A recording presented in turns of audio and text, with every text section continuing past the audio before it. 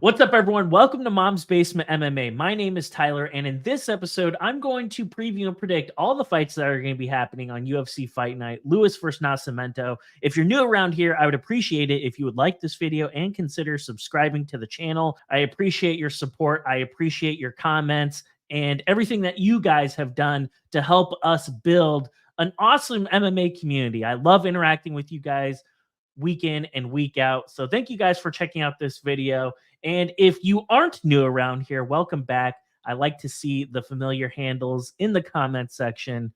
It's one of the best parts of my week. Let's get right into this card. It starts off with a contest at strawweight, and Tabitha Ricci will be going up against Tecia Torres. Tabitha Ricci, currently she is the number 11th ranked strawweight contender. In her most recent fight, Ricci fought Lupi Godinez, and she was the plus 140 underdog in that fight. The one thing I noticed about this fight with Godinez is her striking's improved. She looks a lot more comfortable on the feet.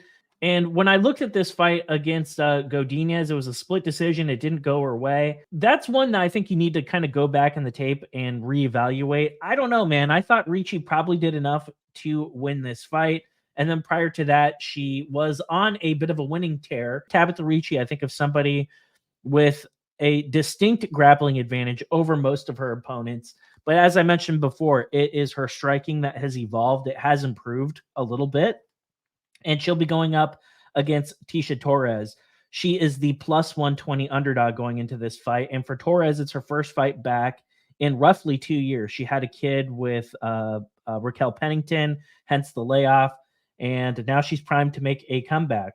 Now, the one thing about Tecia Torres, as we all know, comes from a striking background. She has a background in karate and in taekwondo as well. I believe she's a black belt in both disciplines. In her most recent fight, it was against Mackenzie Dern, and she was a plus 100 underdog in that fight. It was roughly 2 years ago. And keep in mind, she was the 7th ranked strawweight contender going into that fight against Dern. Grappler versus striker. And Dern hit her with every submission she had. She was throwing up triangles. She was throwing up knee bars. She was throwing up every submission that she had in her arsenal, and it wasn't effective. We saw Tecia Torres have really good submission defense in this fight. 29-28 for Dern, I felt was the right score. I definitely felt that Mackenzie Dern did enough going into that fight when I rewatched it. Prior to that, Torres beats Angela Hill. She beats Sam Hughes, and then she beats Brianna Fortino. I don't believe she's in the promotion anymore. So really the question is, what does Torres look coming into this fight on a 2-year layoff?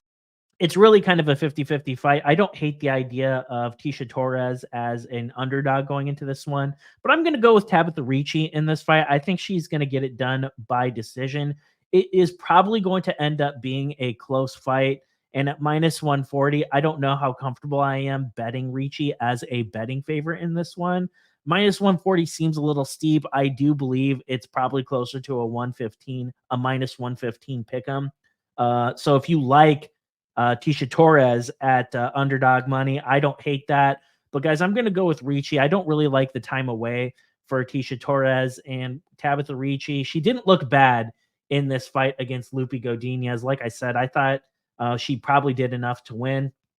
I liked the improvements that she displayed in this fight with her striking.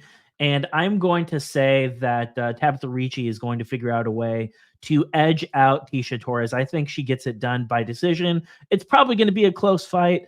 I'll monitor this lines. If these lines creep down a little bit, if I can get Tabitha Ricci at around minus 115, minus 120, I might think about pulling the trigger. But as of today, she's minus 140, and that's just too high for me.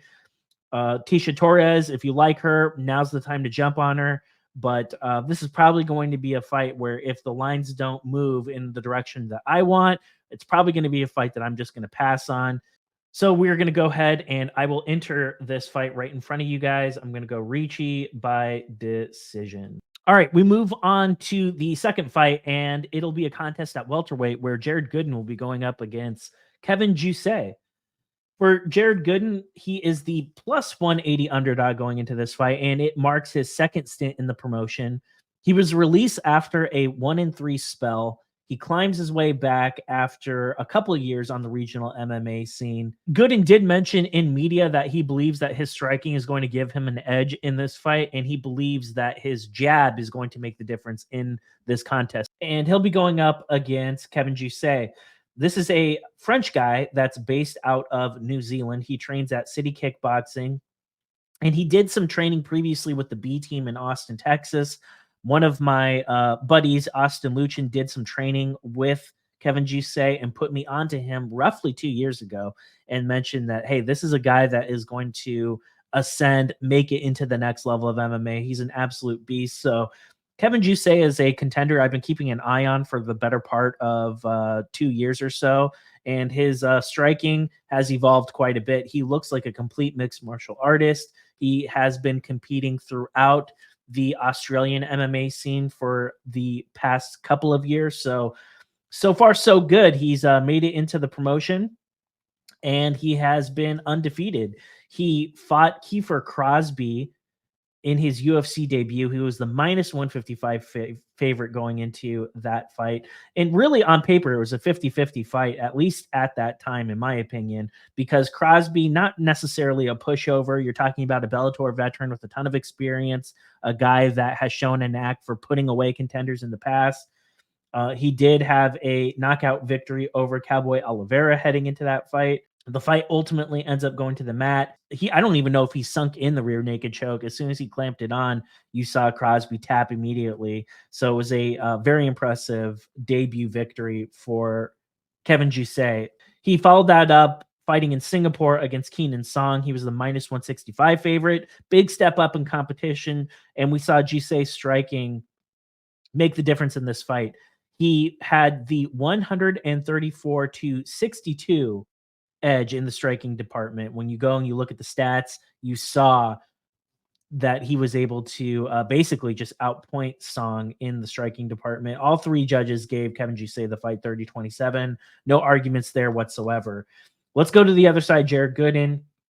He lost to Carlston Harris in his first return fight into the UFC. He was a plus 240 betting underdog in this one. He did come in heavy in this fight. That was the one thing I noticed. So kind of keep an eye on the scale. It was a short notice fight for him. That is how he ended up punching his ticket into the promotion for the second time. But nonetheless, something to keep in mind on. I didn't like the miss, but it is what it is. This fight was scored 30-27 across the board for Harris. In his most recent fight, he fought Wellington Turman, and he was the plus 165 underdog going into this fight. Now, when I looked at this one, when I saw that it was announced, Gooden versus Turman, I was thinking to myself, okay, the UFC put this fight together because Glover's guy needs a win. Wellington Turman trains under Glover Teixeira in his gym. He was a guy that really hadn't been doing all that well, and he was in desperate need of a win. Jared Gooden, let's bring this guy up from the regional scene. This should be a layup for Turman, right? Turman should be able to get this one done. Turman may have gotten the first round because of a slick takedown that he was able to get, but really beyond that, we saw Gooden tag him in the second, put Turman on skates, and ultimately he ends up sinking in the rear naked choke. As far as this contest between these two guys, I think it's a bit of a mismatch here. I think Kevin Jousset is the right side for this one. I do think he's going to have an edge over his opponent, particularly when it comes to the grappling. Guys, I say Jousset gets this one done by submission in the second round, and I think it's a favorable matchup. I think Jousset is going to figure out a way to get this fight down to the ground, and I'm going to expect him to finish this fight via submission. I think it happens pretty early.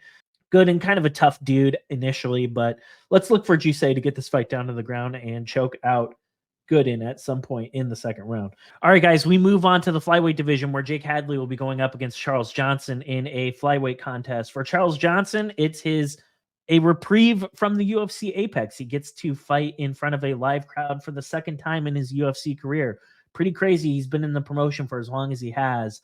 and he's just basically been fighting in front of 100 people in the Apex. So now he gets an opportunity to not only fight in front of a live crowd, but he gets an opportunity to fight in St. Louis. That is where he is from. So you could expect Charles Johnson to be really excited about the idea of not only fighting in front of a live crowd, but being able to fight in front of his home city. I'm sure it's an opportunity that he's not taking for granted. He goes up against England's Jake Hadley. And Jake Hadley, he has been talking nonstop about fighting Muhammad Mokaev and how that is the fight that he has been pining for. He claims that he's been trying to fight Muhammad Mokaev for close to a decade. But in order for him to get a fight like that, of course, he is going to need to get a win over Charles Johnson. And for Jake Hadley, somewhat of a mixed bag as far as his UFC tenure is concerned. This is a guy that a lot of people seem to like. A lot of people seem to think that he's going to be like that next big thing, but he did fall short in his most recent fight against Cody Durden. He was the minus 200 favorite going into that fight, and he lost unanimously 30-27. We saw Cody Durden take him down 4 times out of 6 takedown attempts and clock 7 minutes and 25 seconds of control time over that fight. So no surprises there whatsoever that Cody Durden ended up coming out on top in that fight. Prior to that, he fights Malcolm Gordon. He was the minus 500 betting favorite in this fight. That happened back at UFC 286. And we all know what Malcolm Gordon ended up becoming. Malcolm Gordon, not the most highly skilled guy. In fact, he's not with the promotion anymore after he lost his most recent fight against Jimmy Flick in Canada. He ended up hanging up the gloves. He tags Gordon with an uppercut. Gordon crumples and quits immediately. And that's kind of the theme with Malcolm Gordon. You hit him one time and that guy's going to quit. And that's what happened in that fight. So he ended up doing what everyone thought he would do, being a huge favorite and finishing Malcolm Gordon. And then he kind of disappointed in his most recent fight against Cody Durden. For Charles Johnson, he fights Azat Maxim not that long ago. And this is a fight that I was on Charles Johnson for this fight. I picked him as an underdog. And that was a nice hit on my ticket. But, I went back and I looked at this fight with a fresh pair of eyes. And this fight started off in the worst possible way for Charles Johnson. He got sat down with a hook. He almost gets darsed, and he's lucky that Azat Maxim wasn't able to sink that in. I thought he was a goner in the first round. So, hey, full credit to Charles Johnson for surviving and getting through that initial 5 minutes of the fight, because things were not looking good for him whatsoever. And in the second round, you saw Johnson was the one that was initiating the grappling. And when I looked at this one, guys, I'm going to be quite honest. I predicted Charles Johnson to win. I thought the striking was going to make the difference in this fight. And the only thing that really surprised me in this one is the decision. I thought that this fight was a lot closer. I could not believe that Charles Johnson won this unanimously. I thought that there would be at least one judge on Azat Maxim's side. I thought Azat Maxim fought pretty well, actually. And you could definitely make a case that he did enough to win this fight. So I was a little surprised that Charles Johnson won this fight unanimously, if I'm being objective. I was rooting for Charles Johnson. I bet on Charles Johnson, but objectively, I thought Azat Maxim, you could definitely make a case that he did enough to win that fight. Prior to the Maxim fight, he fights Rafael Estevam. He was the plus 120 betting underdog in that fight. And Estevam shoots immediately and employs a nonstop grappling strategy against Charles Johnson. He backpacks Johnson for a while, and he's constantly threatening subs throughout the very first round. He body triangles Charles Johnson. He makes him fight the hands, and it's the same deal in the second round, a heavy grappling approach. And then in the third, Estevam was gassed and Johnson just teased off on him, but really he just runs out of time. And I believe that that is the course of action. That's what you need to do when you're fighting Charles Johnson. Now, keep in mind, he is not going to fatigue. He's not going to gas. His cardio is excellent, but he is a threat off of the feet. And Jake Hadley is going to be wise in approaching Charles Johnson in the same manner in which Rafael Estevam did. You don't want to be on the feet against Charles Johnson for a prolonged amount of time. He will outpoint you. I've seen him put away people with the striking before, but historically, Charles Johnson, not much of a power threat, but he definitely can outpoint you. In terms of how I see this fight going down, I am expecting Jake Hadley to employ a game plan similar to Rafael Estevam. I believe as long as Jake Hadley's cardio is on point, he should be able to get past Charles Johnson without any huge difficulties. I'm expecting him to make this a grindy, boring fight, heavy on the grappling. Maybe he's going to figure out a way to get a sub. But when I looked at this one, I've been picking Charles Johnson lately. I did in my most recent fight, but I'm going to go the other way this time. I'm going to take Jake Hadley by decision. I think that's the right side for this one. Let's keep in mind, Charles Johnson, he lost against Rafael Estevam. He lost against Cody Durden, so they do have a shared opponent there. And he also lost against Ode Osborne. So Charles Johnson, this was sink or swim in that fight against Azat Maxim. He's fortunate that that fight ended up going the way that he did. As far as Jake Hadley is concerned, this is a fight that he needs desperately. Been a little inconsistent lately, and we see he's on a 2-2 stretch as of late, but this is an opportunity for him to get back in the win column, and I think he will. I think Jake Hadley's the right side for this one. Minus 160, I think there's some good value there for Jake Hadley. So I'm going to be looking for him to get this one done by decision. I don't know if he's going to submit Charles Johnson, and I'm pretty confident he's not going to knock him out. So I'm just going to say this one goes the distance. I think Jake Hadley at minus 160 is terrific value. That is how I will be betting on this fight. Okay, we move on to the flyweight division where JJ Aldrich will be going up against Veronica Hardy. Now, JJ Aldrich, the plus 120 dog, and Veronica Hardy, minus 145 betting favorite. When I think of JJ Aldrich, I'm still confused. I don't know exactly how to read her. Is she a contender or is she a pretender? And I don't know. She recently busted out of a 2-fight skid way back here where she lost a fight against Ariane Lipski. And then prior to that, she gets choked out by Erin Blanchfield. She has talked about wanting to run it back with both of those gals. But obviously, she's going to need to get past Veronica Hardy first. And also, keep in mind, she is currently on a 2-fight winning streak, but look who she's fighting. You beat Montana De La Rosa, and then you beat Na Liang. And let's be real, both of these gals are bottom-of-the-barrel contenders, and if you cannot beat Montana De La Rosa or Na Liang, you probably do not belong in the UFC. Being blunt, Na Liang, she was the minus 550 betting favorite in this fight, and we all know what Na Liang is. She is somebody who is going to throw everything in the kitchen sink at you in the very first round. She has decent wrestling, and she can make it scary on you for the first 5 minutes. But if you can get past her wrestling for 5 minutes, if you can survive 5 minutes against Na Liang, you will win the fight. And we saw Ivana Petrovic do that just last week. And so how impressive is this? How much stock can we put into this victory against Na Liang? Na Liang is not a UFC fighter. She's not a UFC caliber fighter, and she's proven that time and time again. They brought her in to job for Ivana Petrovic, and they brought her in to job for JJ Aldrich. So I think Na Liang, I don't think you'll see her fight in the UFC again. So kudos to her. She ends up getting one back against a not-so-good opponent. Montana De La Rosa, another not-so-good opponent, if I'm being quite blunt. Statistically, the fight was close, but but in practice, it wasn't. This was a clear 30-27 for JJ Aldrich in this one. Again, guys, it's not a fight I put much stock into. Now, she goes up against Veronica Hardy. Veronica Hardy fought Jamie Lynn Horth, the former LFA champion, in her most recent fight. It was a close fight, but I definitely did not think it was a split decision. I thought this was a clear round 1 and round 2 for Hardy, and then the third would go to Horth, in my opinion. So I was mildly surprised it was a split decision. Horth was competitive, but I thought Hardy did enough to win this fight. So no real controversy to me. I was just surprised it was a split. I thought it was a pretty clear decision nod for Hardy. And then prior to that, she went up against Juliana Miller. She was the plus 330 betting underdog going into that fight. And I put a unit on Hardy going into that one. I was like, I'm not buying this whole Juliana Miller as a huge betting favorite. I'm going to roll the dice on Hardy.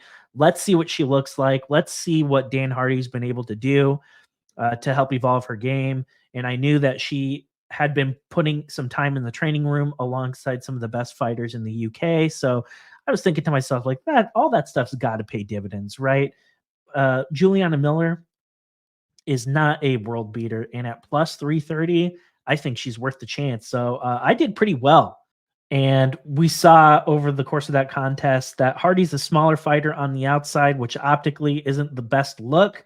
But Miller is mostly a spaz on the feet. She's really awkward. You saw her just kind of lumbering forward, and Hardy just repeatedly tagging her over the course of this fight.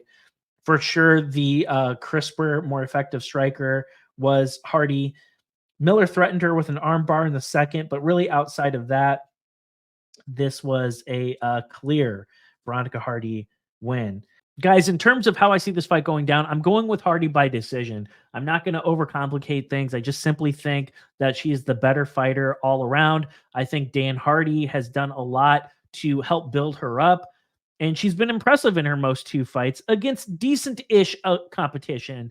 Juliana Miller, that's definitely a jobber, but Jamie Lynn Horth, I think that's a legitimate opponent right there. Hardy at minus 140, I think there's quite a bit of value there. I'm pretty confident in putting a unit on her for this contest. I just simply think she's the better all-around fighter.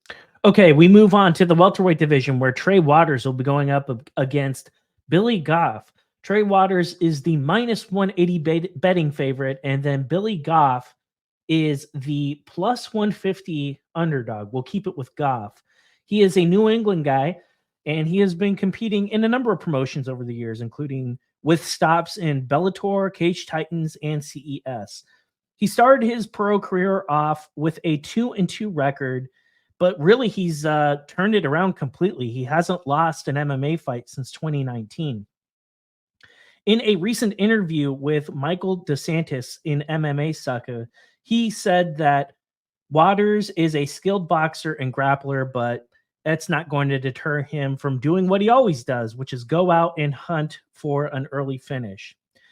Trey Waters, minus 180 betting favorite, and this guy is just a cheat code. He is 6 feet, 5 inches tall. He's got a 77-inch reach, and he's just a specimen. Very athletic, long, rangy, very good striker. He was the former LFA welterweight champion. He made his UFC debut against Josh Quinlan, and we saw in this fight a complete mastery of using his size and reach to his advantage. It was a textbook 30-27 decision on the scorecards. The biggest takeaway that I had from this fight was Quinlan just could not get inside to save his life, and Waters just completely shuts him out. 106 strikes to Quinlan's 50, and Quinlan was 1 of 8 on takedowns. So Waters just puts on a textbook performance in that fight, and it was very impressive considering he had absolutely no time to get ready for that one. So you have to give it to Trey Waters. He looked phenomenal in that most recent fight. Billy Goff, let's talk about him for a little bit. He made it to the UFC by winning on Contender against Szymon Szmotryski, and he had to battle through some early adversity in this fight. He gets clipped with a partially blocked head kick, and Szmotryski pounces on him and lays down the ground and pound. And for a minute there, it looked like Goff was on his way out. A scary moment for him, but he's able to gather himself. As the fight progresses, he unloads a flurry at Szmotryski, lands a few uppercuts, and Szmotryski just shells up and basically quits. A huge comeback against Yusako Kinoshita. He was a plus 115 betting underdog. And Kinoshita cracks Goff a few times, but Goff will just eat it. And he'll march forward. And all it takes is one shot from this guy. And in this case, it was a body shot that puts Kinoshita out, and he quits. And that's the thing with Goff. In back-to-back fights, he has made both of his opponents just simply quit. And guys, when I look at this one, Billy Goff has proven that he can get on the inside and he can put taller opponents away. He's done it in the past. Trey Waters, he looked great in his most recent performance, but Billy Goff is he's a different guy. And I'm going to trust in his ability to get on the inside and find a finish. I like Billy Goff in this one. I think he gets it done. I say it happens in the second round.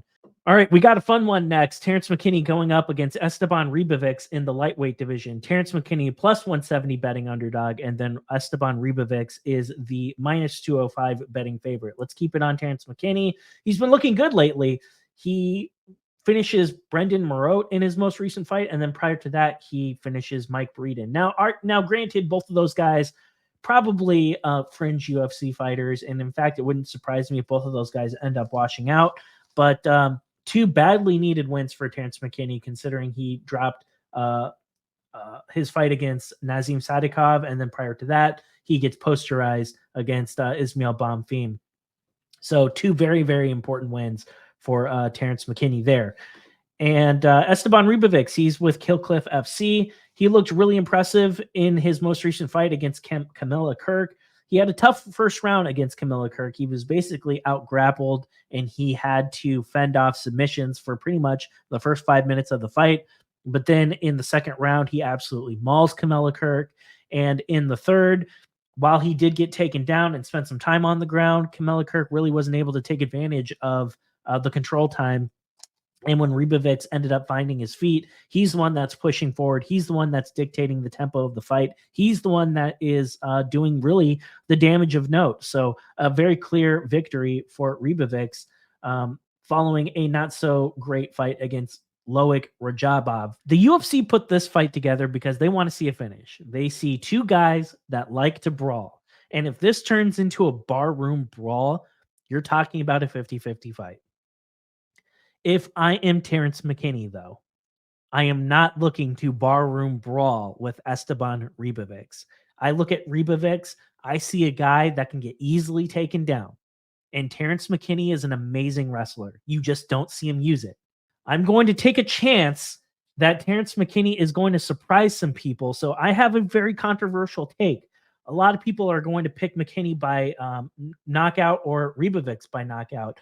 But guys, I'm taking McKinney by submission in the first round. I think he's going to shoot a takedown on Esteban Ribovics, get this fight down to the ground, and figure out a way to submit his opponent. I think it's going to look similar to the Fares Ziam fight from not that long ago.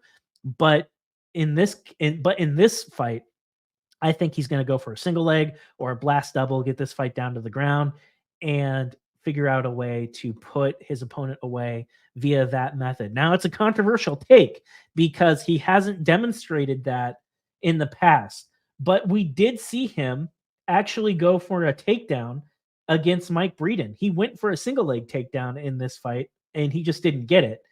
And I believe that Terrence McKinney knows that. I believe that Terrence McKinney knows that if he is going to brawl with Esteban Ribovics, it's a 50-50 fight. But there's a huge advantage for him if he takes his fight down to the ground. And something in my gut tells me Terrence McKinney knows that, and he's going to take this fight down to the ground. So, guys, that's what I'm banking on.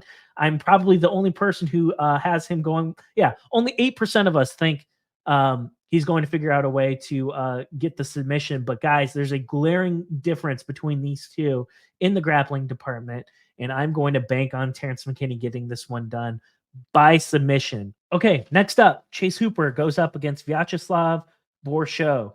Slava Claus. I never know how to say his name correctly. I don't know if it's Borschev, whatever, but all I know is a very dangerous striker.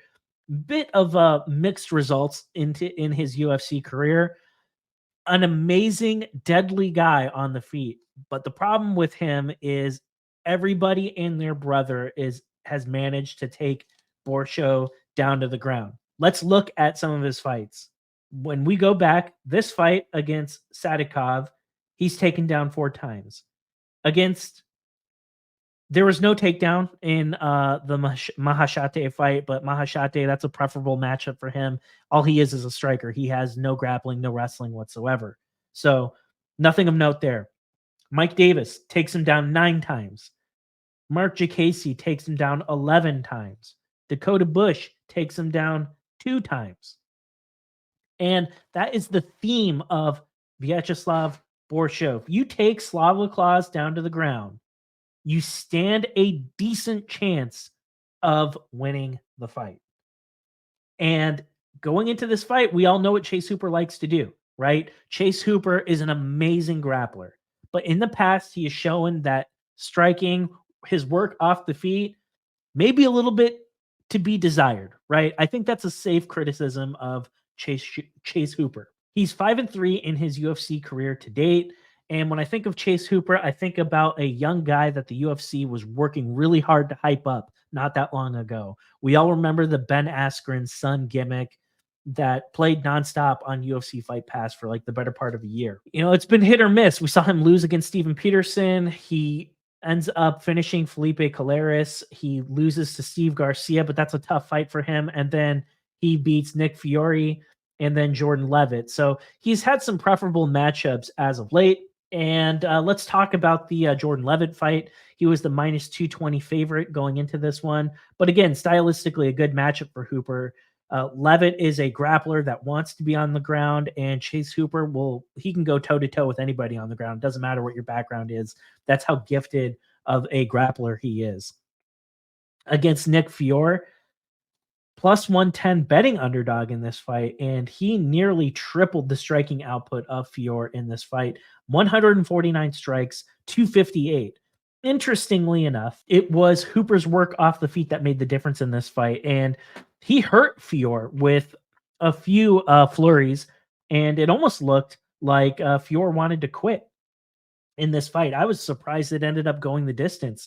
Chase Hooper hurting his opponent with striking combinations off the feet. Now, granted, it was against Nick Fiore, who is no longer with the promotion, but I was very surprised that Chase Hooper was teeing off on Fiore on the feet. That was not something that I had anticipated. It's very simple. Is Slava Claus going to crack Chase Hooper on the feet, or is Chase Hooper going to figure out a way to grapple Slava Claus and end the fight that way? There's just no way I can do Slava Claus at minus 200 given his poor takedown defense. I can't get behind that. This to me is a pick'em fight because Slava Claus just cannot grapple. He has no takedown defense. He can't grapple whatsoever. And if Chase Hooper can cut the distance and force Slava Claus to, in a grappling exchange off the cage, get underhooks, get a trip, get this fight down to the ground, he chokes out Slava Claus every day of the week. And I'm banking on that happening. Now, Chase Hooper does not need a single leg. He doesn't need a double leg. Like, he's not going to get the fight down to the ground that way. I think how he gets this fight down to the ground is by eating some shots, getting on the inside, getting underhooks, putting Slava Claus on the fence, and getting a trip. And if he can do that, or if he can figure out a way to backpack Slava Claus, that's how he ends up winning this fight. And Chase Hooper at plus 160, guys, I think that is terrific value. He is an underdog because people are afraid of the striking of Slava Claus on the feet. And hey, listen, I understand that. And he definitely, if there's one person that can crack Chase Hooper on the feet, it is somebody like Borschev. But I wonder to what degree are kicks going to play a role in this fight?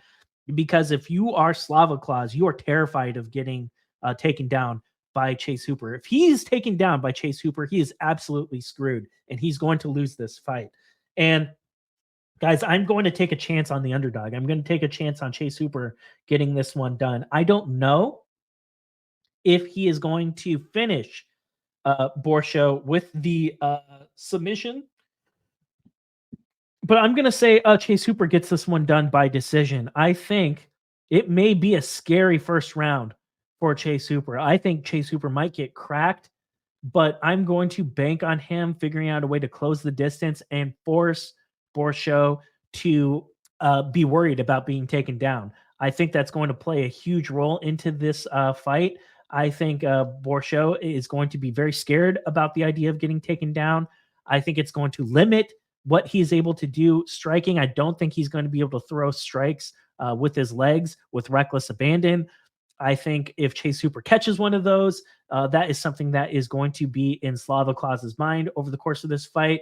I think there's a huge grappling advantage here for Chase Hooper. At plus 160, guys, I think there's great value there. And I have huge concerns about Slava Claus's takedown defense. In the past, he's shown that anyone who wants to take him down can take him down.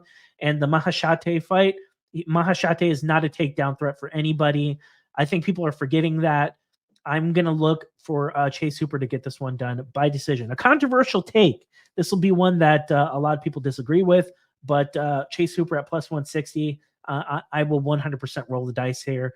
I'm going to bank on Chase Hooper making this a boring fight and getting the control time over Slava Claus. Maybe he's able to submit him at some point over the 15 minutes, but I'm not going to bank on that happening. I'm gonna say this fight goes the distance, and I'm gonna take Chase Hooper getting this one done in a controversial pick.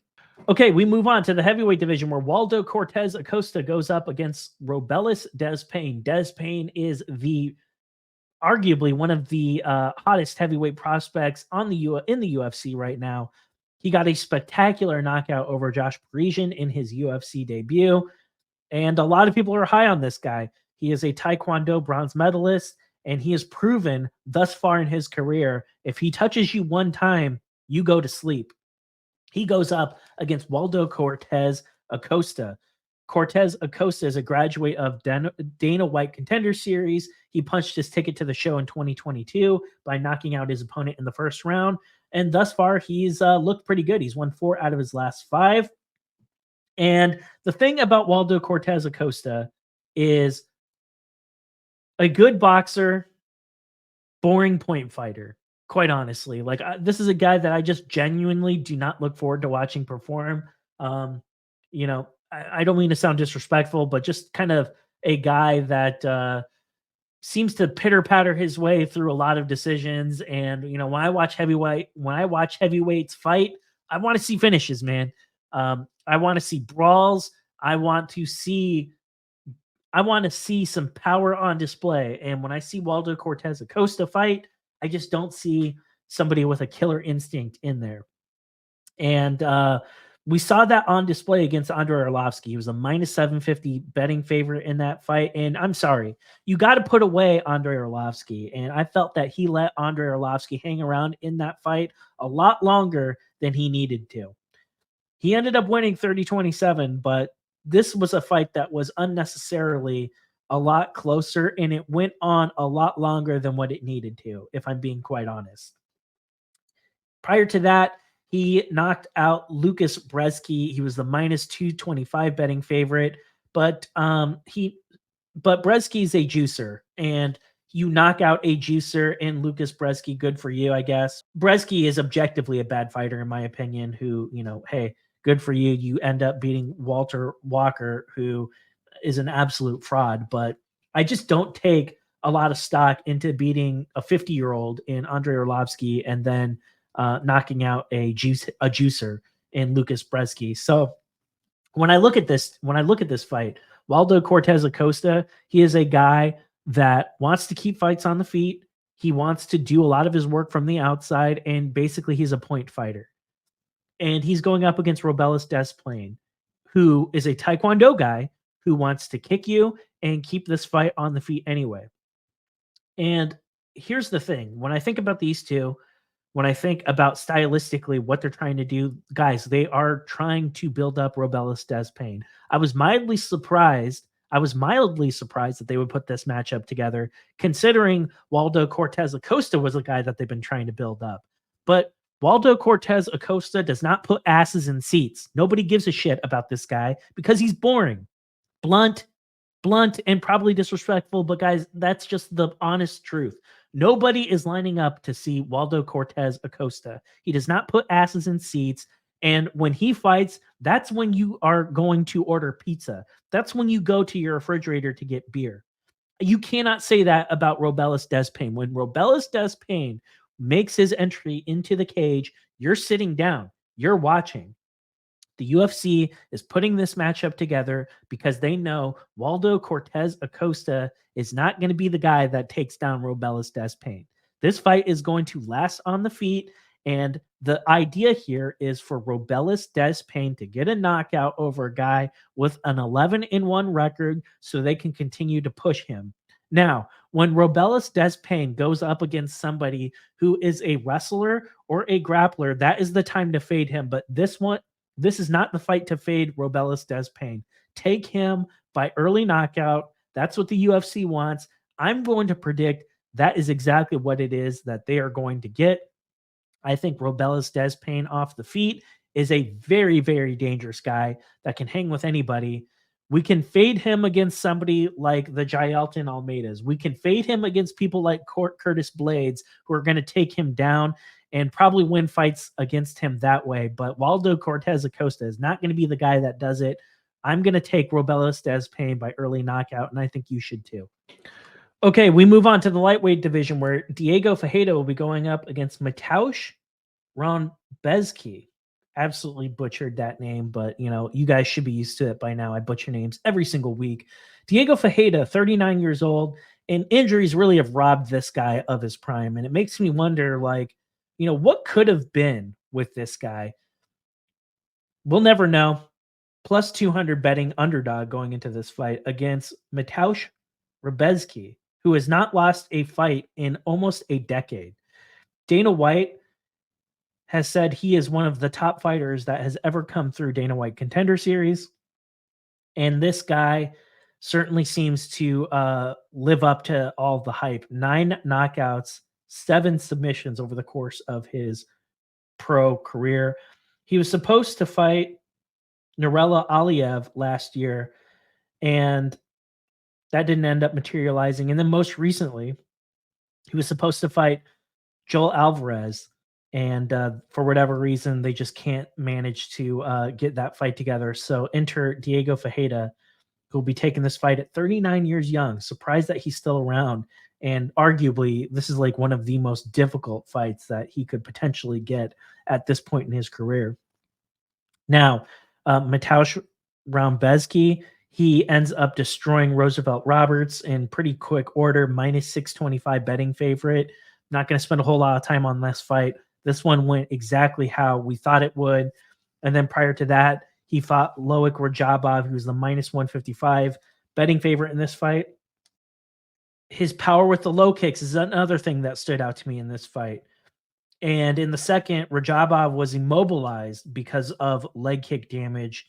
And there's an overhand left that Mateusz Rebecki is able to land.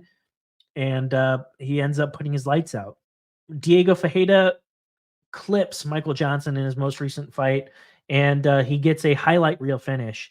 It was an absolute nasty overhand that put Michael Johnson away, and he was able to get a much-needed victory, and it snapped a 3-fight skid. But Michael Johnson and Mateusz Rebecki, however you say it, 2 very different fighters at 2 very different stages in their career. There really isn't a whole lot to talk about here. Mateusz, you can get him at minus 245. What is there to think about? Take him by early knockout. I think that is exactly what's going to happen. Diego Ferreira, 39 years old. The odds would have to be like plus 400. They would have to be absolutely like double for me to even consider betting him against Mateusz Rebecki at this point in time.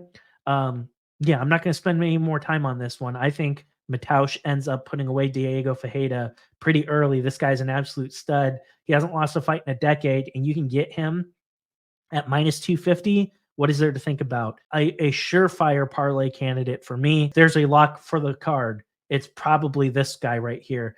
Okay, next up will be Alex Caceres versus Sean Woodson. Alex Caceres is the plus 160 betting underdog, and the betting favorite, Sean Woodson, minus 185. I've had a ton of success betting on Sean Woodson in the past. This guy has just been an absolute moneymaker for me. I did bet him in this fight against Charles Jourdain. It was a split decision nod. And the thing that people talk about when we're referencing this fight isn't what he was able to do in the ring. It was more Bruce Buffer just flubbing the call. This felt like a 29-28 for Woodson all day. I thought that was definitely a fair result. I wasn't surprised at all. Sean Woodson was able to get the victory in that fight. I thought it was a pretty open and shut 29-28 decision for him. Prior to that, he fought Denis Buzukja. He was the minus 185 favorite in that fight. And Woodson pitched a complete shutout here, 30-27 decision all day. He dominated the fight on the stat line. And you got to feel for Denis Buzukja. That's a tough fight to take, but that's just the sort of thing you need to do sometimes in order to punch your ticket to the UFC. It's going to involve at times for certain contenders agreeing to take shitty fights, and that's exactly what it was for Denis Buzukja. But he ended up rebounding. He ended up putting away Conor Matthews, so good for him. He was able to get a win in the UFC. Woodson now will be going up against Alex Caceres, whom we have not seen for a while. The last time he fought was in Singapore against Giga Chikadze. He was a plus 200 betting underdog in that fight. And the concern going into that contest was, what was Giga Chikadze going to look like? Because it had been roughly a year in between fights for him. Alex Caceres, he's a tricky guy. He is unorthodox. He's quick. And despite being 35 years of age, that speed is definitely still there. We haven't seen him in a bit because he fractured his arm in that fight against Chikadze. Chikadze ends up breaking that arm in the second round, and he's been out of action really ever since. And when I think about these two, when I think about this contest, this one is a little bit tricky for me because I think this fight's predominantly going to happen on the feet, and it's really going to come down to, is Alex Caceres going to figure out a way to get inside? I believe he just fought a stylistically similar opponent or a comparable opponent in Charles Jourdain, and he ended up winning that fight pretty decisively. The UFC knows what they're doing. They want to send the fans home with one of their guys winning. I think Sean Woodson's the no-brainer here. I'm going to say Sean Woodson by decision. I think he's going to outpoint Alex Caceres. That's typically how he ends up getting these fights done. Alex Caceres a little bit older now, 35 years young. So it makes you wonder, can he sustain fighting at the high level that he has been in the past? We'll see. He's coming off a really nasty arm break. How's that arm going to hold up? I wish him all the best, but to me, this seems like a really difficult matchup for him. And if Alex Caceres at plus 160, I think that's way too low. I think if you want to entertain betting the underdog here, you want Alex Caceres at least in the plus 200 range to even think about something like that. And Sean Woodson at minus 185, I think that's terrific value. I will be looking for Sean Woodson to get this one done by decision, minus 185. I love that pick. So I'm on Sean Woodson for this one all day. I just think he's the better fighter. I think he is going to outstrike Alex Caceres. I think he's going to use his range. And I think that's going to make the difference in this fight. I think it's going to look very, very similar to the Charles Jourdain fight. So let's look for Sean Woodson to get this one done. Okay, next up, Alonzo Menefield goes up against Carlos Ulberg. Alonzo Menefield plus 180 betting underdog, and then Carlos Ulberg is the minus 240 betting favorite. Carlos Ulberg been getting it done lately. Fights Dan Jung in his most recent fight, and he's able to choke him out. And then prior to that, he fights the Duelist in Australia, and he's able to spark him almost immediately and end the fight. In this fight against Poteria, he was the minus 450 betting favorite, and it's a check hook that bodies Poteria and gives him the nod. In the most recent fight against Dan Jung, minus 280 favorite, Ulberg had a moment in the first where he nearly ends the fight. Jung's able to hold on.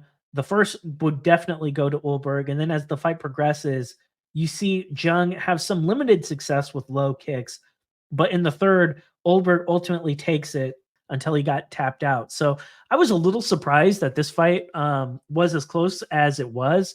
I thought Da Jung did fairly well. He had some limited flashes of success in this fight until, of course, he ends up getting choked out.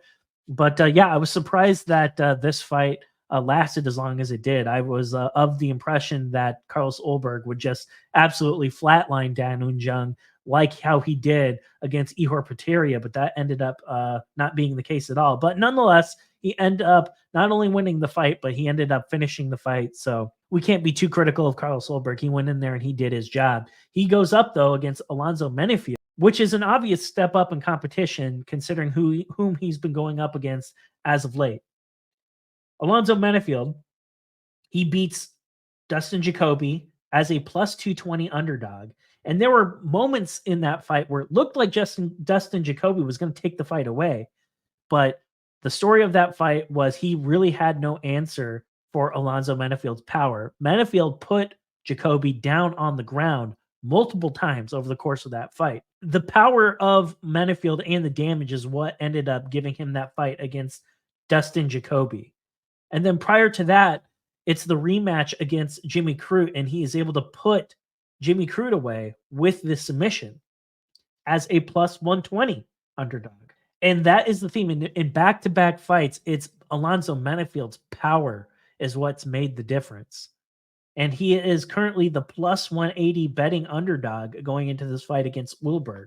And I look at this fight, guys, and Alonzo Menefield at plus 180. I'm gonna take the dog in this one. Actually, I like Alonzo Menefield. I think he's going to figure out a way to spark Carlos Ulberg in the second. Ulberg has not had to go up against a guy with the power of Alonzo Menefield. I cannot believe Alonzo Menefield is a huge dog considering what he just did against Dustin Jacoby. I thought Dustin Jacoby was going to figure out a way to absolutely spark Alonzo Menefield, and that didn't happen. In fact, the opposite happened. And if I can get Alonzo Menefield as a big underdog, I don't see why not. He's given me no reason to doubt him thus far. Carlos Ulberg, he's been styling on some jobbers lately, but Alonzo Menefield, he has been exceeding expectations. Yeah, I love the idea of getting Alonzo Menefield at plus 180. His power is something that you need to take seriously, and I think he can absolutely hurt Carlos Ulberg badly in this fight. I think Dustin Jacoby beats Carlos Ulberg, frankly, and I know I'm talking MMA math here, but I like this matchup for Alonzo Menefield quite a bit. I think Carlos Ulberg is the type of guy that he can put away, and I'm going to be banking on Alonzo Menefield at dog money to get this one done for me. Okay, we're on the co-main event where Joaquin Buckley will be going up against Nursultan Ruziboev. Nursultan Ruziboev, this is a guy that I talked a lot of crap about going into this most recent fight against Cedricus Dumas. You might recall I was I poked at his record, I prodded at it, and I was like, man, I don't know about this guy. I don't know, like this guy just doesn't really pass the sniff test to me. I think he's a fraud. And I pissed off a lot of people by saying that, but it is what it is. My opinion is my opinion. I'm still not convinced he is all that he's cracked up to be. The Cedricus Dumas fight, I poked Cedricus Dumas and he gets a win. It's a cheap win. There's no, like, you can't convince me otherwise. Now, to be fair, at least the refereeing that night was consistent because Chris Weidman, he also benefited from a cheap win. You can't help but feel for Cedricus Dumas a little bit. Like, you know, did he really get steamrolled or did he just get screwed out of not getting a call that he should have got? You can make an argument that they should be running that fight back. But hey, congratulations for winning your fight, Ruziboev, and I guess congratulations to Chris Weidman for winning his fight as well. He goes up now against Joaquin Buckley. Now you're talking about a massive step up in competition. Cedricus Dumas, a fringe UFC fighter. Now we're going up against Joaquin Buckley, the same Joaquin Buckley who has absolutely styled on some contenders in the past. There's the fight against Luque where he was plus 105. I picked Luque and I was wrong. Stupid pick to make. Luque was the 11th ranked contender, Buckley plus 105, betting underdog. And Luque to me looks like a guy who's fighting acutely aware of his own mortality. And I hate to say that, but we know that there was a medical issue on his part. He misses a prolonged amount of time. And to me, Luque probably shouldn't fight anymore, quite honestly. He is not the same guy. And we saw him basically give up in this fight. And it was a shame to see. Like, you know, congratulations to Joaquin Buckley. He ended up doing his job. But I'm just not putting as much stock into that Luque victory as maybe some people are. Like, Luque is just not the same guy anymore. And I hope we never see him fight in the UFC again. But in any event, Joaquin Buckley, he went out there, he delivered in Atlantic City, fighting on the road, and he looked phenomenal. The Alex Morono fight, arguably even more impressive. He was the -170 favorite in that fight. It was a slow start, but in the second and third, it's the volume and the power of Buckley that caused major problems for Alex Morono in this fight. And I am amazed that Morono didn't get slept in this fight. He looked awfully close to being on the way out. And there's just no other way of putting it. This was a bona fide ass beating that Joaquin Buckley put on Alex Morono, and he looked absolutely impressive. And then prior to that, he gets a highlight reel finish over Andre Filio. Joaquin Buckley and Cedricus Dumas are not even close in the same orbit. And now you see Nursultan Ruziboev going up against Buckley. And Buckley is the -140 betting favorite. I'm going to take that. Absolutely. I'm going to say Buckley figures out a way to knock out Nursultan. I'm going to say it happens in the third. And you know what? Maybe I am being too much of a jerk about Nursultan Ruziboev. Maybe he is the real deal. I don't know. He's got some power. That is for certain. But we're not going up against a jobber now. Now we're going up against bona fide competition. Joaquin Buckley, say what you will about him. If Nursultan Ruziboev wins this fight, you'll never hear me say anything about his record ever again. If he wins this fight, he is a legitimate UFC fighter, in my opinion. I will never go into his suspect record ever again. In fact, I won't even mention it ever again. He will be a bona fide UFC fighter in my mind if he gets this one done, and he wins it without controversy. If he can win without an eye poke, a nut shot, or some other fuckery, I will give it to him. I will give it to him, and I will raise my hand and say, you know what? I was wrong about this guy. He's the real deal. I'm still not convinced he's what he's as advertised. I'm not convinced on this guy. And I think Joaquin Buckley is going to expose him. I really do. I think Joaquin Buckley is the better fighter. He's the proven commodity, and you're going to give him to me at -140. What is there to think about? I'm going to take Buckley all day long. I think he's going to put away Nursultan Ruziboev. We'll see if I'm wrong. Maybe I am. Maybe I am wrong about this guy. I'm wrong about a lot of things. But you're talking about a massive step up in competition in Joaquin Buckley compared to Cedricus Dumas. And I'm taking Buckley in this fight. We move on to the main event. Derek Lewis goes up against Brazil's Rogério Nascimento. Derek Lewis, 27-12. Rodrigo Nascimento, 11-1. Derek Lewis, it's been a rough stretch for him lately. After he posterized Curtis Blades, he's since gone on a 2-5 stretch. And of those 5 losses, he's been finished in 4 of those fights. In the Jailton Almeida fight, he gets arrested for reckless driving. And it made me wonder going into that fight, where was this guy's focus going to be? Is he even taking this fight seriously? Or is he just going in there to get a quick paycheck? The Almeida fight was an absolute snooze fest. And for me, I don't need to see heavyweights in main events unless it's for a title. Like for these fight night cards, I don't need to see heavyweights going up against each other unless we know there's going to be a finish. Like you put Derek Lewis versus Tai Tuivasa or a fight similar to that, I'm okay with it. But I don't need to see. I just I balk at putting heavyweights in 25-minute fights. And that Almeida fight, guys, that was rough. And I quit watching. After the second round, I turned it off. Like, that's how terrible that fight was. But hey, Almeida did his job. And he fought Derek Lewis intelligently. But it's like, dude, you can't figure out a way to submit Derek Lewis. Like, I'm not mad at the approach. But it just seemed like there was no sense of urgency whatsoever. And a bad night at the office for a Jailton Almeida, despite winning the fight. Congratulations, you won 50-45. You're not going to win over any fans winning in the manner in which you did. So, hey, I guess congratulations to Jailton Almeida for winning that fight. He joined the UFC in 2019 through Contender Series.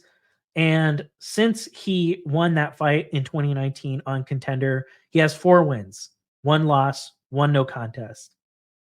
The no contest is against Alan Badeau, who's a jobber. A French jobber who sucks. and he knocked him out, but that fight didn't count because he took a banned substance.